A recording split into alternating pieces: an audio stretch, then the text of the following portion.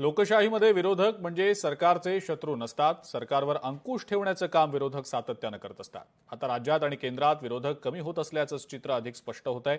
लोकशाही संरचनेत विरोधक ही अत्यंत महत्वाची बाजू असते, पण अलीकडच्या राजकारणात विरोधी आमदार आणि खासदारांना आता सत्तेत राहण्याचंच अधिक आकर्षण वाटू लागलंय.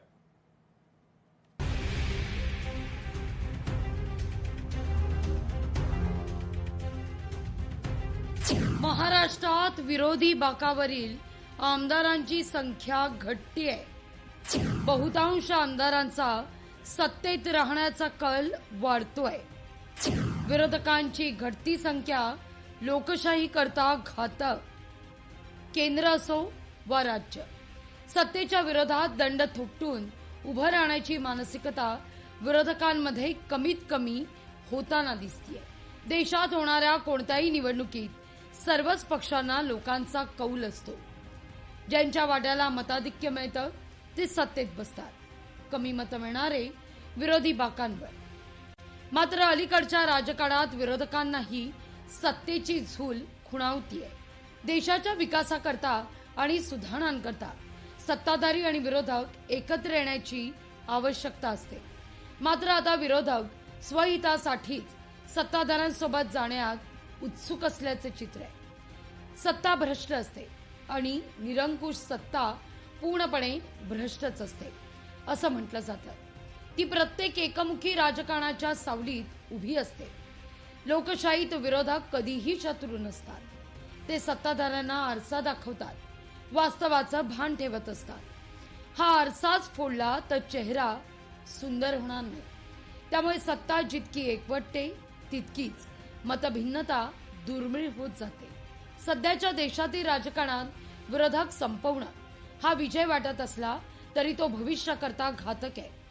विरोध आणि विरोधकच उरला नाही तर सत्तेच्या चुकांना आरसा दाखवणारे कोण, हा लोकशाहीतील प्रश्न गंभीर होण्याची शक्यता आहे. लोकसभा मतदारसंघ पुनर्रचना विधेयकाच्या निमित्तानं केंद्र सरकारमधील सत्ताधारी देशभरातील विविध पक्षांची मोड बांधण्याचा प्रयत्न करत आहे. हे विधेयक मंजूर करण्याकरता सत्ताधारी एनडीएला 2/3 बहुमताची आवश्यकता आहे. त्याकरता भाजपच्या उच्चपदस्थ धुरीणांनी सर्वच विरोधी पक्षांना आणि त्यांच्या घटक पक्षांना साथ घातली आहे. यात अनेक पक्षांमधील खासदारांना थेट भाजपला साथ देण्याचा निर्णय घेत आपल्या मूळ पक्षालाच सोडचिठ्ठी दिली. टीएमसी, आप, ठाकरेंची शिवसेना या पक्षातील खासदारांनी थेट आपला वेगळा गट निर्माण करत सत्ताधाऱ्यांशी हातमिळवणी केली. त्यामुळे विरोधी बाकावरील सदस्यांची संख्या आता घटताना दिसतीये. राज्याच्या विधानसभेत सद्यस्थितीत 288 पैकी 237 आमदार महायुतीचे, म्हणजे फक्त 51 आमदार विरोधी बाकांवर आहे. आता सुरू असलेल्या राजकीय चर्चेनुसार शरद पवार गटाचे 10 पैकी रोहित पवार सोडून 9 जण एनडीए सोबत गेले तर उरतील केवळ 42 विरोधी आमदार. त्यातही शिंदे यांची शिवसेना दावा करते त्याप्रमाणे उद्धव सेनेचे आणखी 16 आमदार त्यांच्या सोबत गेले तर विरोधी बाकांवर 26 आमदार उरणार आहेत. राज्याच्या राजकारणात पुढील काही दिवसात असं घडलं तर राज्याच्या विधानसभेत तब्बल 91% आमदार सत्ताधाऱ्यांचे असतील. विधान परिषदेतही संख्याबळ वाढतच चाललंय. राज्याच्या इतिहासात सत्ता पक्षाचे संख्याबळ इतकं कधीच नव्हतं. त्यामुळे एका अर्थानं ही विरोधकांना संपवणारी स्थिती निर्माण होती. मतदारसंघ पुनर्रचना विधेयकाच्या निमित्तानं राष्ट्रवादी काँग्रेस, शरद पवार गट भविष्यात मतदारसंघातील विकासाकरता खासदार आमदारांच्या दबावामुळे एनडीए सोबत जात असल्याचं सांगितलं जाऊ शकतं, अशी आता चर्चा आहे. मूळ राष्ट्रवादीत फूट पाडून भाजपबरोबर जाताना दिवंगत नेते अजित पवारांनी हेच कारण दिलं. आपण भाजपबरोबर जात असलो तरी फुले शाहू आंबेडकरांचे पुरोगामी विचार सोडले नसल्याचं आजही अजित पवार गटाचे नेते सांगत असतात. भविष्यात शरद पवार गटातील आमदार खासदार देखील हाच कित्ता गिरवण्याची शक्यता आहे. काँग्रेसमधून बाहेर पडून शरद पवारांनी 99 मध्ये पक्षाची स्थापना केली.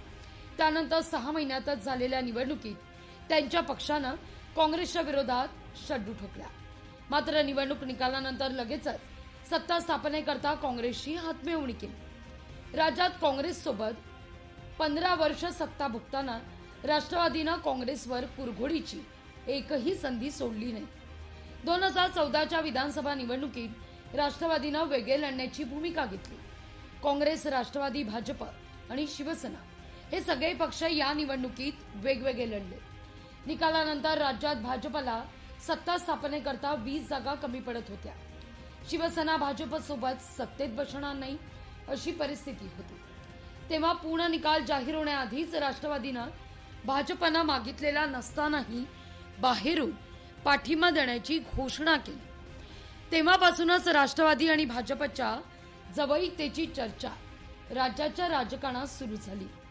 2019च्या विधानसभा निवडणुकीनंतर पक्षानं महाविकास आघाडीचा प्रयोग केला, पण हा प्रयोग करतानाही एकीकडे काँग्रेस आणि शिवसेनेबरोबर सत्ता स्थापनेकरता चर्चा सुरू असताना दुसरीकडे राष्ट्रवादीची भाजपबरोबर देखील चर्चा सुरू ठेवली।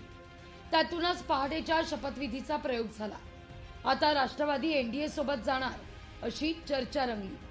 सुप्रिया सुळे यांनी हा अफवा असल्याचं म्हटलं असलं तरी राष्ट्रवादीच्या गेल्या 27 वर्षांच्या धरसोड वृत्तीच्या राजकारणामुळे ते सत्ताधाऱ्यांसोबत जातील अशी दाट चिन्ह आहेत। काँग्रेस पक्षानं भाजपला विरोध करण्याकरता इंडिया आघाडीची स्थापना केली, मात्र आता त्या आघाडीतही एकवाक्यता राहिलेली नाही। या सगळ्याच्या पार्श्वभूमीवर विरोधकांची संख्या दिवसागणी घटताना दिसतेय। ही संपूर्ण परिस्थिती आदर्श लोकशाही करता घातक आहे। ब्युरो रिपोर्ट, लोकशाही मराठी, मुंबई।